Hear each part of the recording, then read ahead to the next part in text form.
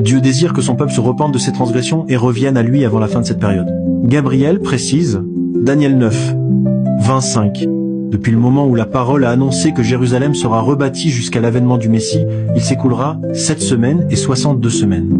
Il faut comprendre ici que cela fait 7 semaines et 62 semaines, soit un total de 69 semaines, soit 423 jours ou 423 ans. 7 semaines, soit 49 ans pour la reconstruction de la ville de Jérusalem. Cela nous amène en 408 ans avant Jésus-Christ, à la fin de la restauration de la ville. 62 semaines, soit 434 ans après cela.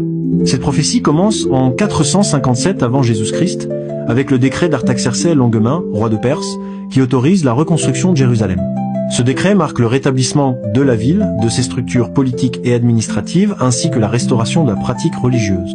Avant cela, Cyrus, roi de Perse, avait permis la reconstruction du temple en 538 avant Jésus-Christ, et Darius Ier, en 519 avant Jésus-Christ, avait confirmé cet ordre. Le décret d'Artaxercès est donc considéré comme le point de départ pour comprendre les 70 semaines prophétiques de Daniel.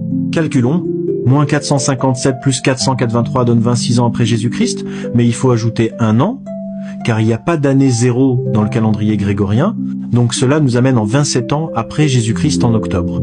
Et c'est là que c'est bouleversant. Exactement cette année-là, Jésus se fait baptiser. Il déclare, « Le temps est accompli, le royaume de Dieu est proche. » Marc 1, 15. La venue du Messie était donc écrite dans les textes plus de 500 ans avant sa naissance. Gabriel continue. Daniel 9, 26. Après ces 62 semaines, un oint sera retranché. Le Messie sera tué. Effectivement, au printemps de l'an 30, et Jésus meurt sur la croix. Marc 15, 37-38. Jésus expira, et le voile du temple se déchira en deux. C'est la fin des sacrifices. Le vrai agneau de Dieu a donné sa vie. Mais il reste encore 3 ans et demi. En l'an 34, Étienne est lapidé. C'est la fin des 70 semaines.